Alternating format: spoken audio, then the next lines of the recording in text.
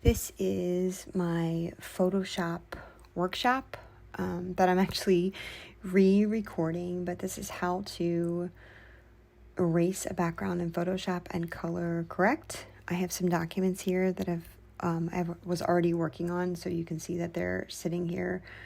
So I could either just click on one of these to open it, but you can also click the open button in Photoshop or go to File, Open, or Command O. So those little symbols right there are telling you how to open it with the keyboard shortcut. So on a Mac, it's Command O. I'm not sure what the command is on a PC. It might be the Windows symbol O, but I'm going to just click on this scan here because this is the original scan and it was already my recent file. It's a pretty big scan, so the first thing I'm going to do is check the size. The image size here, my scanner it scans a 9x12. It's actually more like 8.5 by 11, but it's a V600 Epson Perfection scanner. I super love it, but I scan it in at 800 to 1200 DPI so that I'm capturing it at a larger resolution than I need to. And then I'm going to go ahead and increase the size by preserving the details or enlarging it. So 800 is not something that you ever really need to print at. And I'm going to reduce that to 300 to 350, somewhere around there, and increase the size of my document, preserving the details. And that way I can scan at a smaller scale and then pull it up. And the file size won't be so big. This works pretty well to an extent. If you scan something that's like 2 inches big, you're not going to be able to blow that up to 2 feet. But as long as you're scanning in at like 8x10 or 9x12, something around there, and scanning in really high, you should be able to enlarge it and reduce the resolution and keep your file size or keep your resolution intact. So that's the first thing that I'm going to go ahead and do here is change the size. This is the first thing I always do when I scan and open a document, because if it's a larger file size, it takes longer. Like your computer will get slow because you're working on a large file. And go ahead and there's a couple of drop downs here, but you want to have preserved details enlargement selected there. Okay, and then I'm going to go ahead and save it. I like to save my original scans, and when I reduce the size, I like to save it as a new file. So I'm going to save as, and I'm going to save it as Elephants 300 DPI, which if you can see, it's already in my files because I've done this before. And you want to save it as either a TIFF or a Photoshop for a working file. There's a lot of different options in here, but you don't need all of them. I usually use Photoshop, but the PSD or the TIFF are usually quite sufficient for keeping a working file. Oh, you might use if you're sending it to a company, they might like a JPEG, but sometimes they'll still ask for the working file. So I always like to keep a copy of that on hand. TIFF and Photoshop.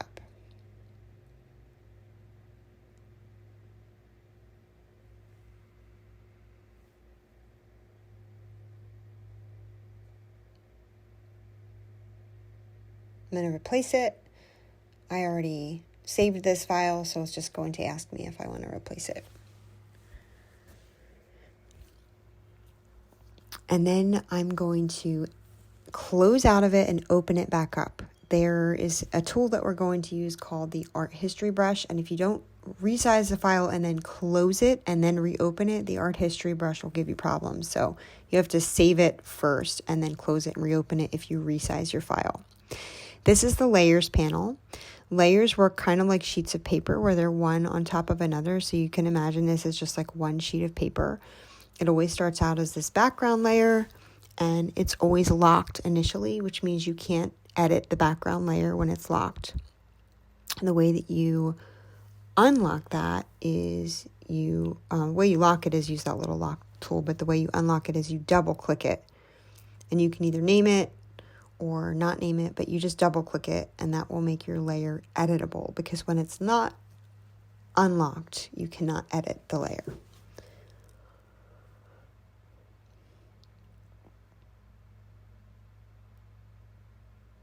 Okay, and then I'm going to create a second layer. So this is like a second sheet of paper.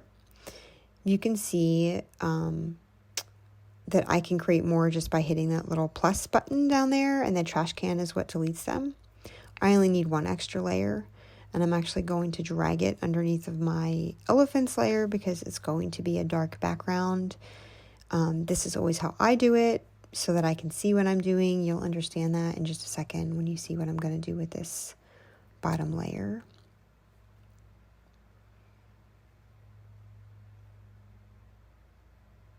Okay, so I'm going to grab a dark color.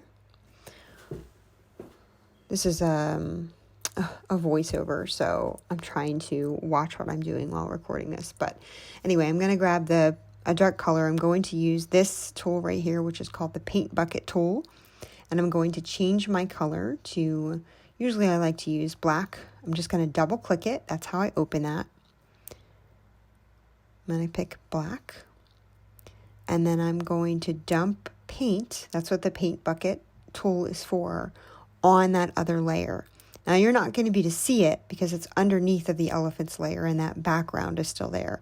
But I'm putting the dark layer so that when I erase the white paper, I'll be able to see if there's anything left or anything I need to mess with. So here you can see I've dumped the paint on the wrong layer. I have the wrong layer selected, and you don't want that. So to undo, you just edit, undo whatever your last command was, or you can hit the Command Z on your keyboard to undo your last command if you did something you didn't mean to do. So I need to make sure I'm on the right layer, which is that layer that's underneath elephants, and then I'm going to make that layer black. So you won't be able to see it on the screen here because it's still covered up by the background of the paper on the elephants, but you'll be able to see it in the corner over there on the layers panel right there. So you can see it's now black. If I turn the elephants panel on or off, that's how you do that with that little eye. That will turn the elephants off and can turn them on and off, but that shows you kind of what's underneath, and then you can see I can lock it or unlock it.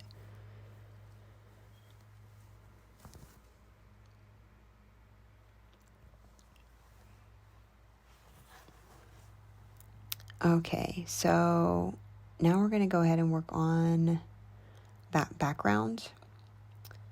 I'm going to zoom in, which that little magnifying glass is how you zoom in, or you can hit Command plus and Command hyphen to zoom in and zoom out on your keyboard. I like the keyboard shortcuts. That right there is called the Object Selection tool.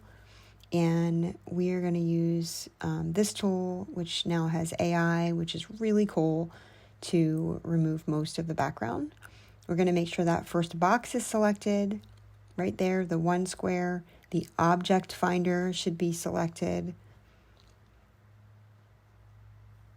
And then you're also going to select, or you can see here if I put my mouse over it, how it selects it.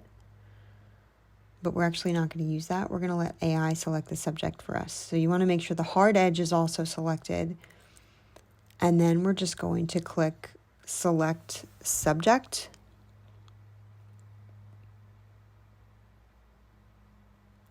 And AI will find the subject for you. So that dotted line that's moving, that tells you what's selected. I don't want to delete the elephants though. I want to delete the background.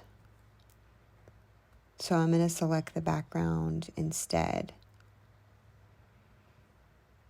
And the way you do that is select, inverse, and now the background is selected. And then I'm just going to delete it. I just hit the delete button and I don't need it to be selected anymore. So to deselect it, you can either hit Command D on your keyboard, or you can go up to the select window and hit deselect.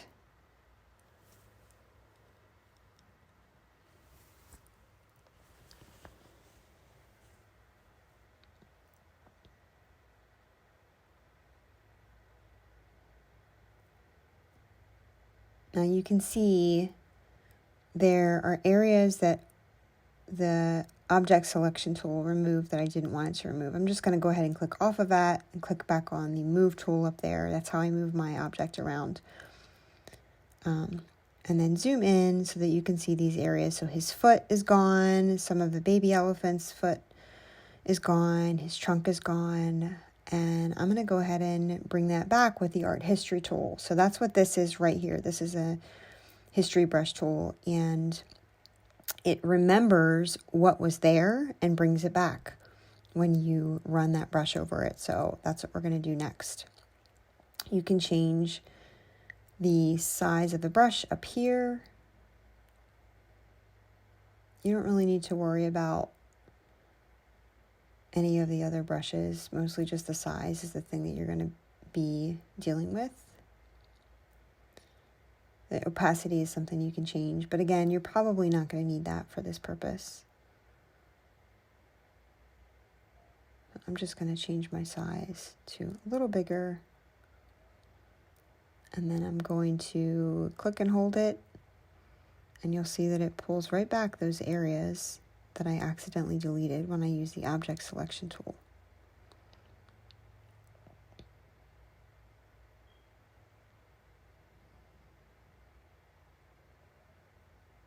Bring back his trunk. There's some areas that I'm going to go in and manually mess with, which I'm going to show you that too, but his foot right here, I'm going to bring that back. There's a couple of jagged edges that I don't love the way that they got removed, so I'm going to fix some of that stuff too, and then go in and manually fix it.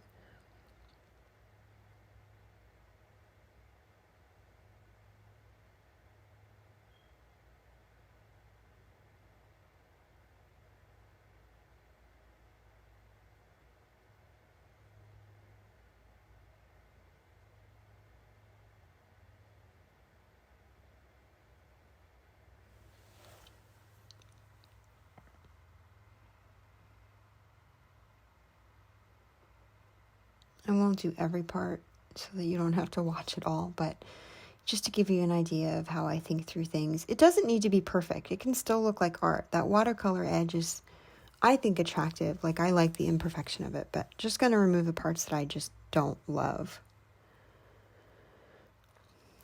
And then there are a couple things I want to erase, like that spot on his foot, and I want to fix the outline of the baby elephant right there.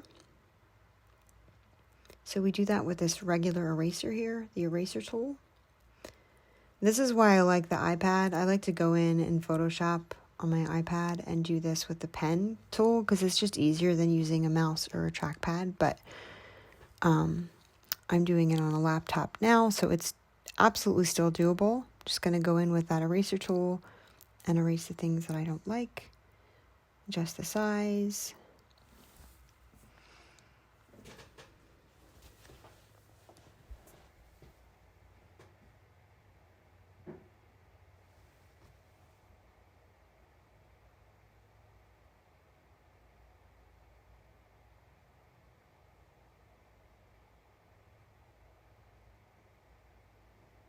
Just some of these areas that I don't like the way they got removed. And the jagged edges, this like weird spot on his foot right here.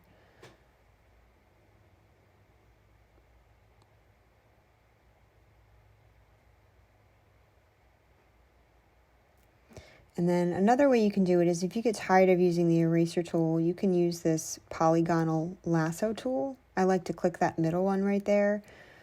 And it's a lasso, so every time you click your mouse, it creates a point and it like sticks to the point. And you can just grab whatever you want within it. And you'll see in a second when you get you lasso everything you want to do, you can delete that whole area at once.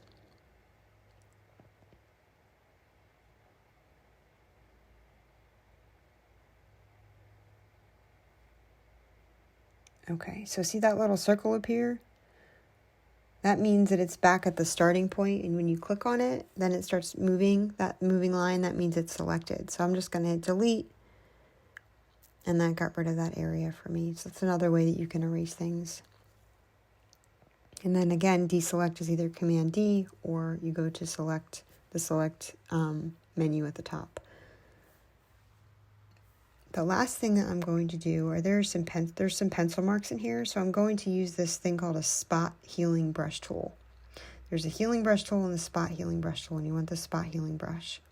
Again, you can adjust the size of that one at the top, just like we did with the other brushes. But this essentially finds the background that's near what you're using and assumes that the background you want is the same. So it's actually just going to erase those pencil marks for me and fill in what it thinks it should be. I'm not going to erase all the pencil marks, just some that I think are unnecessary. Stuff like that. Sometimes there'll be like fuzz or eraser marks or like random things that you're painting that you want to get rid of. And this is what I use for this, is this healing tool.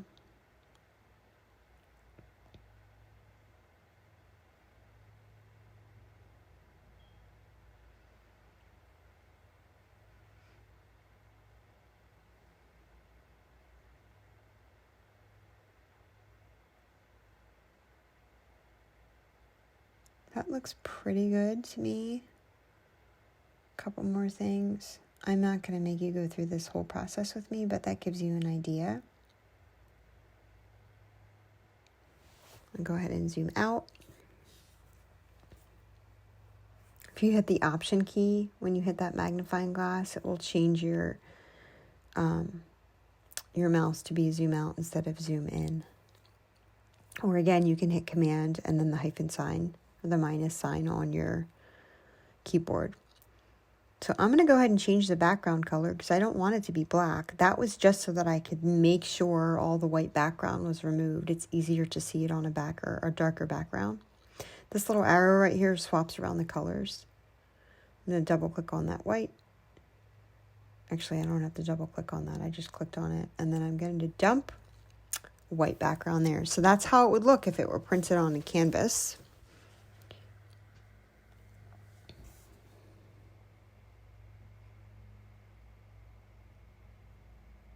And I like to keep a working file, just so you can see everything is still on layers. I don't like to merge them or flatten it, because if I want to go in and change it, like say I want a different color back here, or a manufacturing company that I'm working with wants a different color, and they might like to change the file, I can always go in and edit it when I keep it a working file like that. So working just means you can still edit it. Things are on layers and not everything is smushed together. If you want to undo, again, you can always hit Command Z or go up to Edit and then Undo.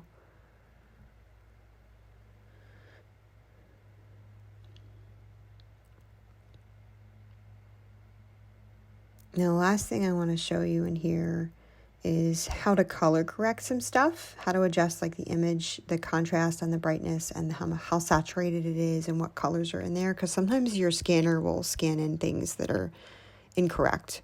So you can adjust the brightness in here and the contrast.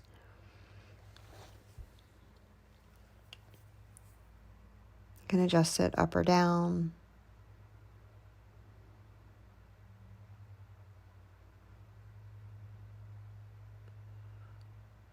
You can hit OK if you want to keep it, or cancel if you don't want to keep it. If you go to Image Adjustments, it's always Image Adjustments. And then Hue and Saturation, that's where you can increase the saturation level or decrease it.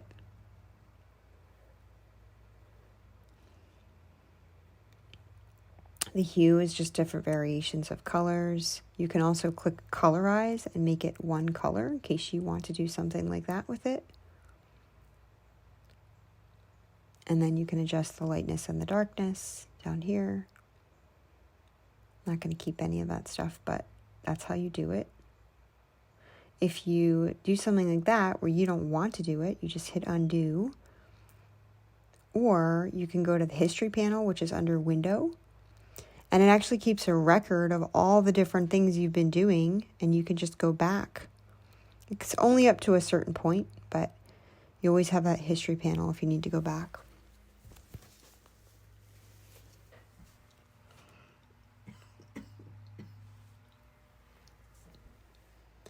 Then finally, I'm just going to show you how to adjust the color balance. So if you want your image to be like cooler or warmer, or have more blue in it, or just change the colors because your colors scanned in and not the original colors, this is a way that you can do that. You can adjust the shadows, the midtones, and the highlights. I have a tendency to go back in and add more blues to mine because I like the cooler color palettes. But you can do anything you want in here. And you can make multiple copies of the same art in different color palettes also.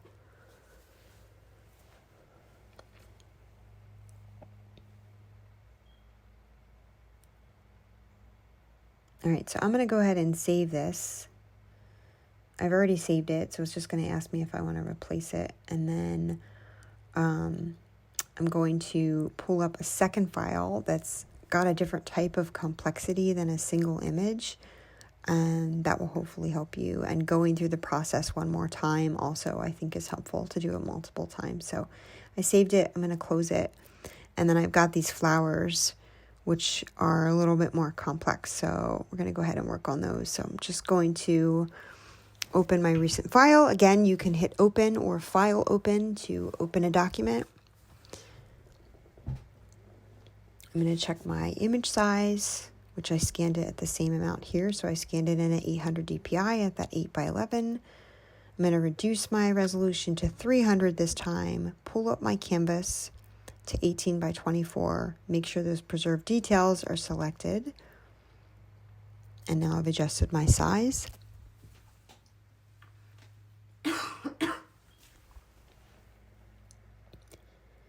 I'm going to save it as a new file. Because again, if you don't save it, you'll save over your original scan, which you might need, but also you need to save it and close it to be able to use the art history tool after you've resized it. And I'm going to choose Photoshop for my file extension.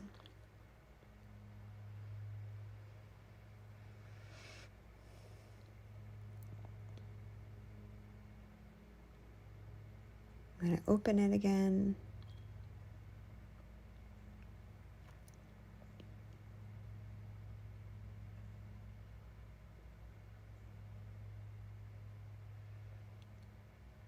Okay, so just like before, I'm going to double click on this background layer and I'm going to unlock it. I didn't name it this time. I'm going to hit on this little plus sign and create a second layer. I'm going to drag it underneath of the first layer and create a dark background. And using this little move tool to move things around. That's kind of the default tool.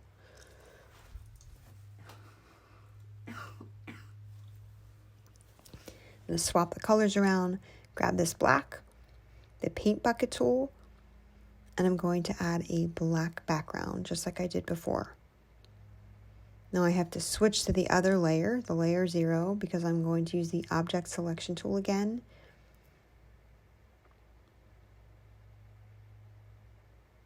Select that whole area.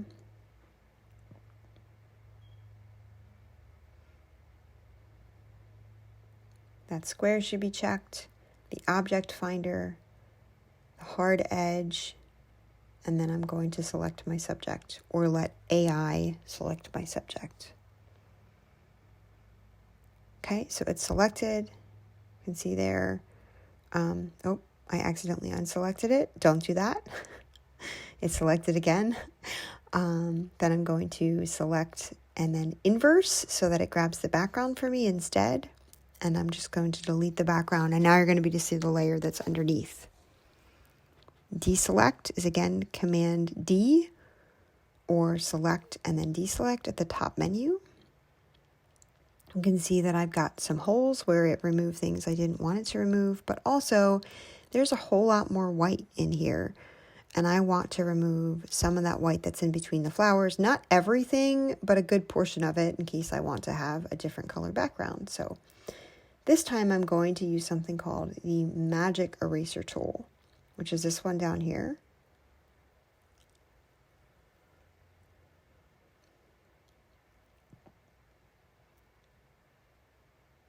this is the tolerance level. So the higher the tolerance, the more of the color is going to be deleted. So if you pick white as the color and your tolerance is really high, it's going to delete everything that's close to white. And if you change your tolerance to like 50, it'll pick up your really light watercolors that look almost white and delete those too. If you take the tolerance way down, then it'll only select like the closest thing that you have picked, in terms of if you pick white and there's like a slight off-white pixel next to it, it won't delete that. So the tolerance is just something you kind of have to play with. I picked 5 just to show you what it looks like if your tolerance isn't high enough. You can just select it and then undo it and just keep messing with it. But you can see it left all this white background here, which means that my tolerance level was not high enough. So I'm just going to go ahead and undo that. And then I'm going to pick a higher tolerance level and see how that works. If I do 15, I think the default might be 32. So that's better. Still not quite what I wanted. Let me see if it changes at all if I pull the tolerance up a tiny bit. You can see some of that stuff is left over. I'm going to undo it. I'm going to pull it up to 20 and see if that's any different. It's a little bit better.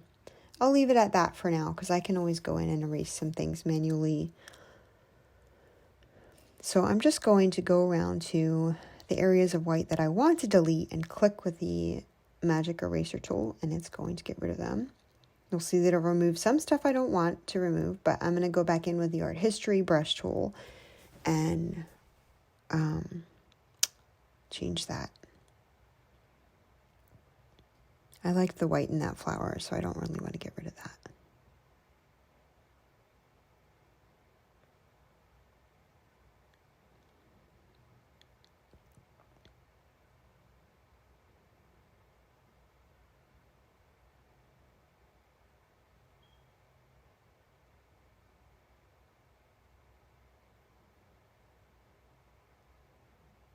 Another thing you want to be aware of is this little thing right here called contiguous.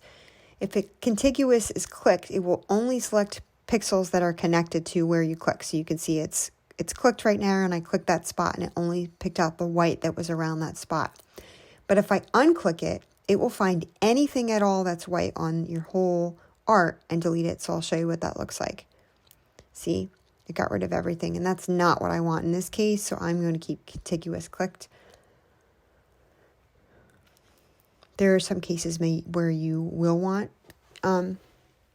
contiguous unclicked if you want to remove all the white everywhere, but that's just the difference between what they do. You can see that I have some areas that I need to fix, so I'm going back to the art history brush here. I'm going to adjust my size, and then I'm just going to pull these areas that got deleted that I didn't want to get deleted. I'm not going to be a perfectionist about it.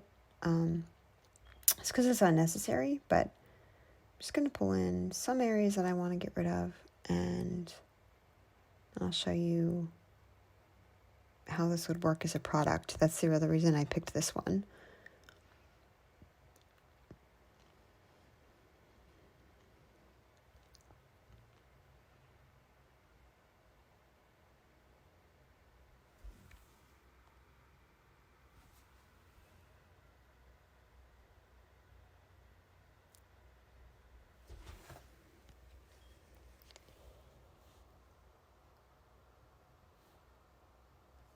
Okay, so I feel like I've gotten most of the areas. I'm going to add white back into this leaf right here. That little hole right there, I don't love that hole.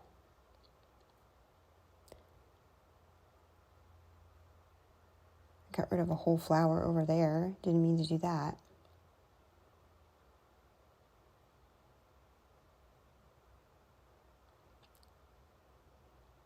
Okay, that looks pretty good to me.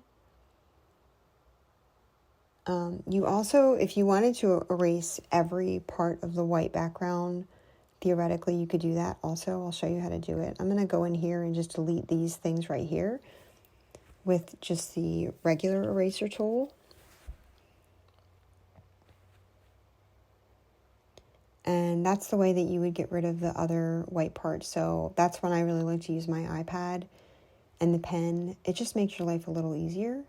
but you can definitely do it without that. You would just go in and erase all these edges that you didn't want in there, and you would have to do that manually if you wanted to do that. For the purposes of this demonstration, I will not be doing that. I'm just going to show you what I would do otherwise. It's too big of a brush, so I'll have to bring that size down.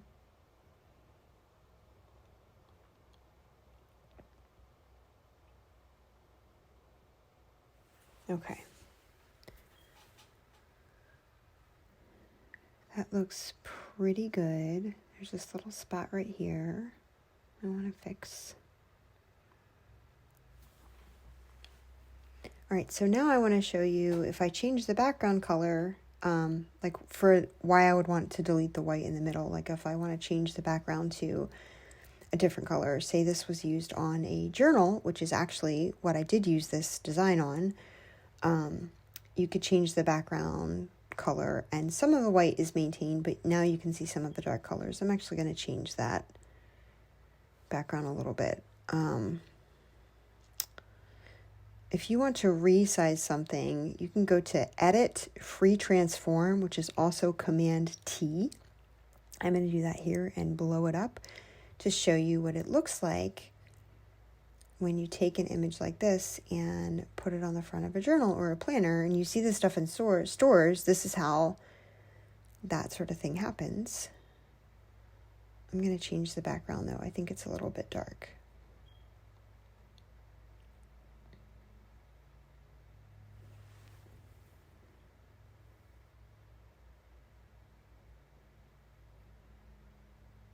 Okay, it's a little better. There, that's better. So yeah, so that's how I use that. I actually put that on journals, and I had it in a couple of different color variations also. But hopefully this has been super helpful to you. I'm going to save this. But you can always rewind me and pause me and go over this video a couple times. If you're not familiar with Photoshop, it will help you to do it multiple times. That's how you'll learn the best.